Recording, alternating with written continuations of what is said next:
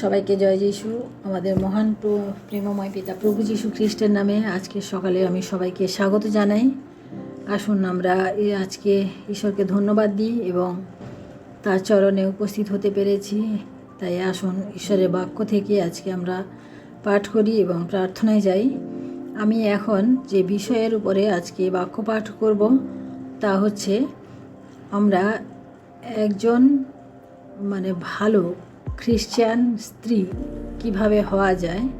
আমরা সেই বিষয়ে ঈশ্বরের বাক্য থেকে দেখব, বাইবেল থেকে আমরা দেখব যে একজন ভালো খ্রিস্টান স্ত্রী কিভাবে হওয়া যায়। সেই বিষয়ে আমরা কিছু পয়েন্ট আমি এখানে আলোচনা করব।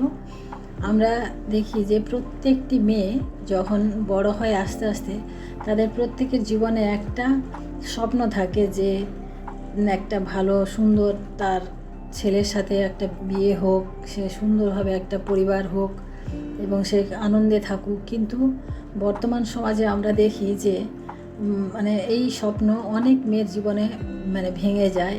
তারা বিয়ে করে এই পর্যন্ত ঠিক থাকে, কিন্তু তারপরে নানান রকম অশান্তি, নানান রকম পারিবারিক কলহের জন্য তাদের সংসার ভেঙে যায়, ডিভোর্স হয়ে যায়, ছাড়াছাড়ি হয়ে যায়, নানান কিছু হতে থাকে। তাই আসুন আমরা বাইবেল থেকে দেখি যে একজন ভালো স্ত্রী হওয়ার জন্য তার কি কি গুণ থাকতে পারে বা থাকতে হবে সেটা আমরা দেখি।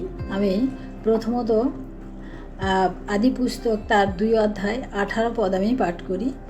এখানে বলা হচ্ছে, আর সদাপ্রভু ঈশ্বর কহিলেন, মনুষ্যের একাকী থাকা ভালো নয়, আমি তাহার জন্য তাহার অনুরূপ সহকারিণী নির্মাণ করি। অর্থাৎ এখানে আমরা কি দেখি যে ঈশ্বর সৃষ্টির শুরুতেই মানুষের জন্য তার একজন সহকারিণী তিনি সৃষ্টি করলেন, যে মানুষের একা থাকা ভালো নয়। তাই এখানে আমরা দেখি যে নারীকে এখানে সহায়ক বা সহকারী হিসেবে আমরা দেখতে পাই। অর্থাৎ সহকারী হলে কি করবে? সহকারী হলে যে সে স্বামীর প্রত্যেকটি বিষয়ে তাকে সাহায্য করা, হেল্প করা, এটা একজন নারীর ধর্ম হওয়া উচিত। কারণ বাইবেল আমাদের তাই বলে। কি কি বিষয়ে আমরা সাহায্য করতে পারি স্বামীকে? আমরা প্রত্যেকটি বিষয়ে কি বলবো, ঘরের কাজে বা বাইরের কোনো কাজেও যদি প্রয়োজন পড়ে বা সম্ভব হয় তাহলে আমরা সাহায্য করতে পারি। এইভাবে যাতে আমাদের দুজনের মধ্যে একটা আন্ডারস্ট্যান্ডিং ভালো থাকবে এবং দুজনের মধ্যে আনন্দে যাতে বসবাস করতে পারে। কারণ অনেক সময় পুরুষ মানুষের অনেক চাপ থাকে, অনেক রকম প্রবলেম থাকে, যেটা তারা কোথাও শেয়ার করতে পারে না, কোথাও সেটাকে প্রকাশ করতে পারে না। কিন্তু আমরা যারা সহকারী হিসেবে থাকি, স্ত্রী লোক যারা, সেই স্ত্রী লোকের প্রতি আমি বলবো যে আমরা তাদের সেই যে প্রবলেম বা যে দুঃখ বা যে কষ্ট যেটা তাদের মধ্যে থাকে সেটা আমাদের বোঝা বা জানার একটা ইচ্ছা থাকা দরকার বা আমাদের করা উচিত। তাহলে আমাদের দুজনের মধ্যে যে সম্পর্ক হাজব্যান্ড ওয়াইফ, সেই সম্পর্কটা আরও ভালো হবে। কিন্তু অনেক সময় আমাদের মনে হয় যে অনেকে মনে করেন যে হ্যাঁ, সহকারী হিসেবে থাকবো আমি কি তার কি বলবো, চাকর নাকি, বা আমি তার দাস না দাসী নাকি, এরকম অনেকে মনে করে। কিন্তু এরকম না। ব্যাপারটা হচ্ছে যে আমরা সহকারী হলে কি হবে, তাহলে আমাদের সম্পর্ক ভালো থাকবে। আমরা যদি কাউকে একটু হেল্প করি, কাউকে একটু সাহায্য করি, তার জন্য যদি আমাদের নিজেদের সম্পর্কের ভালো হয়, তাহলে সেখানে নিজেদেরকে হেল্পার বা চাকর ভাবার কোনো দরকার নেই। কারণ এই সহকারী কথাটা আমাদের নতুন নিয়মে আমরা যখন দেখি যে সেখানে আমরা পবিত্র আত্মাকে এখানে সহকারী হিসেবে বলা হয়েছে। কারণ পবিত্র আত্মা সহকারী হিসেবে আমাদের কি করে? পবিত্র আমাদের আত্মা আমাদেরকে পরিচালনা করে, আমাদেরকে গাইড করে। পবিত্র আত্মা আমাদেরকে ঈশ্বরের সাথে মেলাতে আমাদেরকে সাহায্য করে, অনেক কাজ করে। পবিত্র আত্মার অনেক কাজ আমরা জানি। আমরা যদি যোহন লিখিত সুসমাচার 14 অধ্যায় 26 পদ এবং 15 অধ্যায় 7 পদ যদি আমরা দেখি, তাহলে সেখানে পবিত্র আত্মার যে কী কাজ সেটা আমরা দেখতে পাবো। তাই আমরা সহকারী বলে আমরা নিজেদেরকে যেন ছোট না করি। দ্বিতীয়ত আমি পাঠ করি কলসীয় তার 3 অধ্যায় 18 পদ। নারীগণ তোমরা আপন আপন স্বামীর বশীভূতা হও, যেমন প্রভুতে উপযুক্ত। অর্থাৎ বশীভূতা মানে কথাটাকে আমরা অনেক রকম মানে খারাপভাবেও নিতে পারি, যে অন্যের বশীভূত হয়ে থাকবো। কিন্তু প্রিয় বোনেরা, আমরা আজকে যেটা বলতে চাইছি যে সেইভাবে বশীভূতা ব্যাপারটা আমরা সেইভাবে যেন না নিই। কারণ এখানে বশীভূত বলে মণ্ডলী সাথে যদি আমরা তুলনা করি, যে একটা মণ্ডলী প্রভু যিশুর অধীনে থাকে, বশীভূত হয়ে থাকে।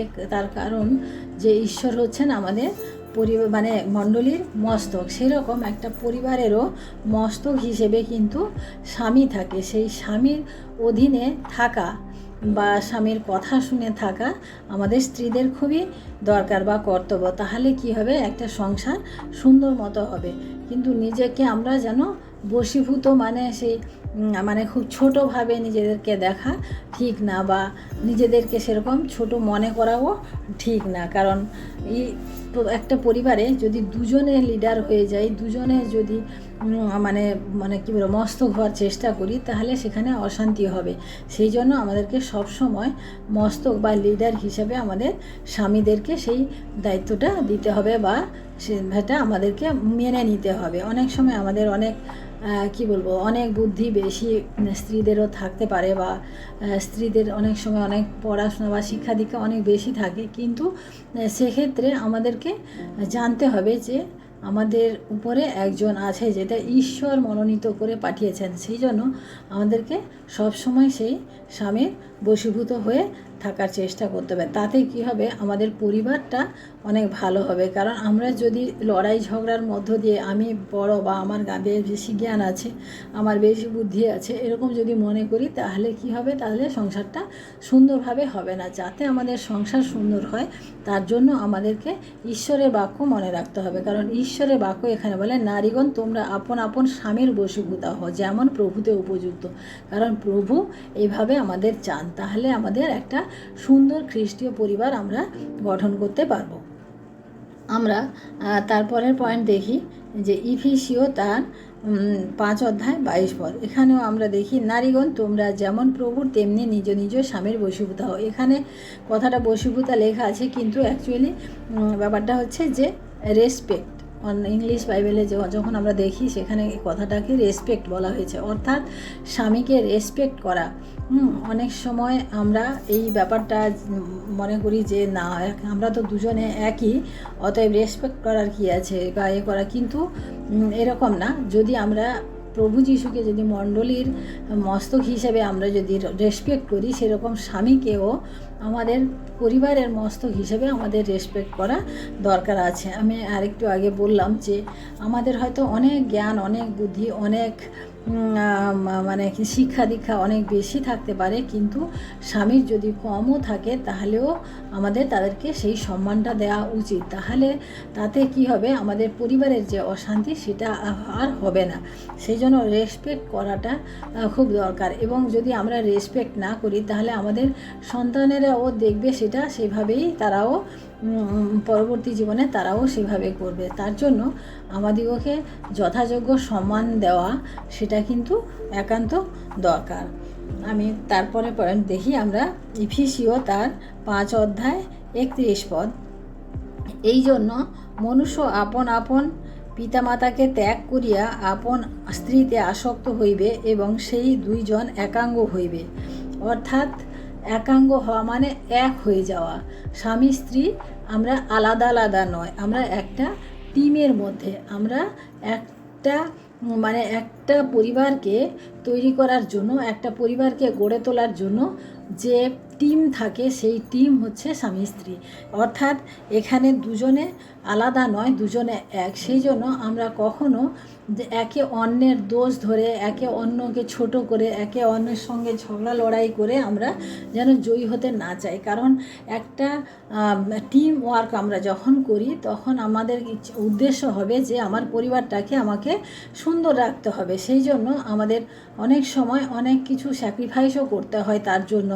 আমরা জানি যে আমার পরিবারকে আমার শান্তিতে রাখার জন্য অনেক সময় হাজব্যান্ড হয়তো ডিসিশান বা কিছু একটা ব্যাপারে হয়তো যদি কোনো সময় অনেক ভুল হয়, সেক্ষেত্রেও আমাদের সেই ব্যাপারগুলো আমাদের নিজেদের মধ্যে মিটিয়ে নেওয়া দরকার। কারণ অনেক সময় হয় প্রত্যেকটা পরিবারে এরকম ছোট ছোট অনেক বিষয় নিয়ে আমাদের ঝামেলা, অনেক বিষয় নিয়ে লড়াই ঝগড়া হয়ে থাকে, কিন্তু সেই লড়াই ঝগড়া শেষ হতে না হতেই আমি আমার বাপের বাড়িতে ফোন করে বলে দিলাম, আমার ভাইকে বললাম, আমার বা শ্বশুরকে বললাম, শাশুড়িকে বললাম, বা তার যে আছে যারা গার্জেন আছে তাদের প্রতি আমরা অনেক সময় সেটা করি যে আমরা ফটাফট করে ভুল করে জানিয়ে দিই যে এই হয়েছে। কিন্তু আমাদের এটা করা একেবারে উচিত নয়, কারণ টিমের মধ্যে যখনও কোনো কিছু হয় সেক্ষেত্রে আমাদের টিমের ভেতরেই আমাদের সেটাকে সমাধান করা উচিত। না হলে ওতে কি হয়, যাতে যদি আমরা অন্যের কাছে যদি আমরা আমাদের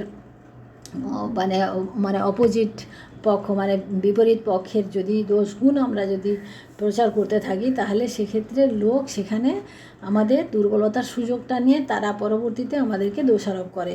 সেই জন্য আমাদেরকে কি করতে হবে যে আমাদের যত প্রবলেম যাই হোক না কেন, আমরা সেটা প্রেমপূর্ণভাবে ঈশ্বরের বাক্য দিয়ে আমরা সেটাকে নিজেদের মধ্যে সমাধান করার চেষ্টা করব। আমরা যদি দেখি যে এই ক্রিকেট টিম বলুন বা ফুটবল টিম বলুন, সেখানে কিন্তু অনেক অনেক রকমের লোক থাকে, তাদের মধ্যে প্রত্যেকের মধ্যে উল্টো পাল্টা ঝামেলা হতেই থাকে, কিন্তু সেই ঘটনাগুলো তারা টিমের মধ্যে তারা সমাধান করার চেষ্টা করে। কারণ বাইরে যদি কেউ জেনে যায় তাহলে কি হবে, সেই টিমের প্রতি তাদের দৃষ্টিভঙ্গি চেঞ্জ হবে এবং সেই টিমের প্রতি মানুষ অবহেলা বা উপহাস করা শুরু করবে। সেইভাবে আমাদের স্বামীরা যাতে অবহেলিত বা উপহাসের যোগ্য অন্যের কাছে না হয়, সে ব্যাপারে আমাদেরকে ধ্যান রাখতে হবে। তার জন্য আমাদেরকে একত্র হয়ে এক হয়ে আমাদেরকে কাজ করতে হবে। কারণ আমরা যদি চাই যে আমি অন্যকে আমাদের কোনো সমস্যা হলে, যখন আমাদের সমস্যা চলে আসে তখন আমরা নিজে জিতবো এই কথা বলে হবে না। কারণ আমরা যদি হারি তো তাহলে দুজনেই হারি, বা যদি আমরা জিতি তো তাহলে দুজনেই জিতি। সেই জন্য আমাদের জেতা বা হারা এই রকম কম্পিটিশান মনোভাব যেন না থাকে। কারণ আমরা একজন যদি আমার কাছ থেকে যদি আমার স্বামী হেরে যায়, সেক্ষেত্রে হারটা কিন্তু ওর থেকে বেশি আমার হবে, কারণ সে আমার একই অঙ্গ। তার জন্য আমাদেরকে এই বিষয়ে খেয়াল রাখতে হবে, আমরা যেন এই সমস্ত বিষয়ে আমরা ধ্যান করি। আমি শেষে আর একটা বাইবেল পাঠ করি। প্রথম পিতর তার 3 অধ্যায় 1-2 পদ আমি পাঠ করি। তদ্রূপ হে ভার্যা সকল, তোমরা আপন আপন স্বামীর বশীভূতা হও, যেন কেহ যদি বাক্যের অবাধ্য হয়, তথাপি যখন তাহারা তোমাদের সভয় বিশুদ্ধ আচার ব্যবহার স্বচক্ষে দেখিতে পায়, তখন বাক্যবিহীনে আপন আপন ভার্যার আচার ব্যবহার দ্বারা তাহাদিগকে লাভ করা হয়। অর্থাৎ এখানে বলা হচ্ছে যে অনেক সময় আমাদের জীবনে আমরা দেখি যে অনেকের হাজব্যান্ড হয়তো প্রভু যিশুকে ঠিকমতো বিশ্বাস করে না বা ঈশ্বরের পথে চলে না, কিন্তু সেই ক্ষেত্রে এই সমস্ত ক্ষেত্রে আমাদের এখানে বাক্য বলে যে স্বামীর বশীভূত হও, এমন করে তোমার আচার ব্যবহার, তোমার এমন দৃষ্টিভঙ্গি হওয়া দরকার যাতে তোমার স্বামী যে আমাদের ব্যবহার সকল দেখে সে যেন প্রভু যিশুর দিকে আকর্ষিত হয়। এখানে সেই কথা বলা হয়েছে যে আমাদের আচার ব্যবহার, আমাদের পোশাক পরিচ্ছদ, আমাদের কথাবার্তা, আমরা যদি সবসময় রূঢ় ভাষায় কথা বলি বা শ্বশুর শাশুড়ির সাথে সবসময় যদি স্বামীকে নিয়ে গঞ্জনা কথা বলি, তাহলে কিন্তু আমার স্বামী যে থাকবে তার মনে লাগবে, সে তাতে আরও অশান্তিতে আরও প্রভু যিশুর থেকে দূরে চলে যাবে। কিন্তু প্রিয় বোনেরা, আমি বলবো যে আমরা যদি প্রভু যিশুকে আমরা বিশ্বাস করি, আমাদের স্বামীরা যদি বিশ্বাস না করে বা প্রভু যিশু থেকে তারা যদি অনেক দূরে চলে যায়, তাহলে সেক্ষেত্রে আমাদের উচিত যে আমাদের ব্যবহার, আমাদের কথাবার্তা, আমাদের চালচলন, আমাদের আচরণ সমস্ত কিছু এমন হতে হবে যেন প্রভু যিশুর মতো হতে হবে, তাতে তারা সেই আচরণ, সেই ব্যবহার দেখে তারাও একদিন মন ফেরাতে বা আসতে বাধ্য হবে। কারণ তারা দেখবে যে না, এখানে তো কোনো খারাপ কিছু দেখি না বা এখানে কোনো ভুল কিছু করছে না, সেটা দেখি। অনেক সময় আমাদের ড্রেসের জন্য হয়তো অনেক অশান্তি হয়ে থাকে, হয়তো কোনো একটা ড্রেস হাজব্যান্ডের পছন্দ না, কিন্তু সেই সময় আমাদেরকে মানে আনন্দ সহকারে প্রেমপূর্ণভাবে সেই ড্রেসকে পরিত্যাগ করা উচিত। কারণ যে ড্রেস আমার স্বামীর পছন্দ না সেই ড্রেস যেন আমি না পরি। কারণ অনেক সময় হয় যে না, এই যুগের অনুসারে আমাকে আধুনিক, কিন্তু তাতে যদি আমার নিজের পরিবারে যদি অশান্তি হয়, তাতে আমার আধুনিকা হয়ে কোনো লাভ নেই। কারণ আমার সমস্ত শান্তি হচ্ছে ঘর থেকে। একটা কথা আছে ইংলিশে যে চ্যারিটি বিগিনস অ্যাট হোম, অর্থাৎ মানে আমাদের এই শান্তিটা বা আনন্দটা সমস্ত কিছু কিন্তু আমাদের ঘর থেকেই শুরু হয়। সেই ঘর যদি আমাদের সুন্দর থাকে বা সেই ঘর যদি আনন্দে থাকে, তাহলে আমাদের মানে কি বলবো, আমরা সেই মানে স্বর্গের যে আনন্দ সেটাকে আমরা অনুভব করতে পারবো। তাই আমি আজকে এই বিষয়ের উপরে আপনাদের সামনে রাখলাম, এই যে একজন মানে ভালো খ্রিস্টীয় স্ত্রী হিসেবে আমাদের এই সমস্ত বাক্যগুলি, এই সমস্ত পয়েন্টগুলি আমাদেরকে মনে রাখতে হবে। তাই আসুন আমরা আজকে ঈশ্বরকে ধন্যবাদ দিই এবং ঈশ্বরের কাছে আমরা ছোট্ট প্রার্থনা করি, শেষ করি। Hallelujah, hallelujah, hallelujah. মহান প্রেমময় পিতা, তোমার মহান আমি ধন্যবাদ প্রশংসা করি প্রভু। আজকের এই সুন্দর বাক্যের মধ্য দিয়ে প্রভু গো, তুমি আমার খ্রিস্টীয় বোনদেরকে তুমি উৎসাহিত করেছো প্রভু, আমি বিশ্বাস করি। এবং প্রত্যেকের জীবনে, প্রত্যেকের পরিবারে প্রভু গো, তোমার এই আনন্দ, তোমার প্রেম, তোমার শান্তি তুমি বজায় রাখো প্রভু। কারণ আমাদের জীবন দ্বারা প্রভু তুমি চাও যে আমরা এই জগতে যখন থাকবো প্রভু, সেই তোমার প্রেমকে যেন ধরে নিয়ে চলতে পারি প্রভু। তাই তোমায় ধন্যবাদ করি প্রভু। প্রত্যেক পরিবারে, প্রত্যেক মা মেয়ে যারা রয়েছেন, প্রত্যেকের জীবনে তুমি আশীর্বাদ করো। তারাও যেন প্রভু তোমার এই বাক্য দ্বারা তাদের নিজেদের জীবনকে পরিচালনা করতে পারে। ধন্যবাদ, মহিমা, গৌরব, প্রশংসা প্রভু তোমাকে দিই। সমস্ত অপরাধ সকল তুমি ক্ষমা করো।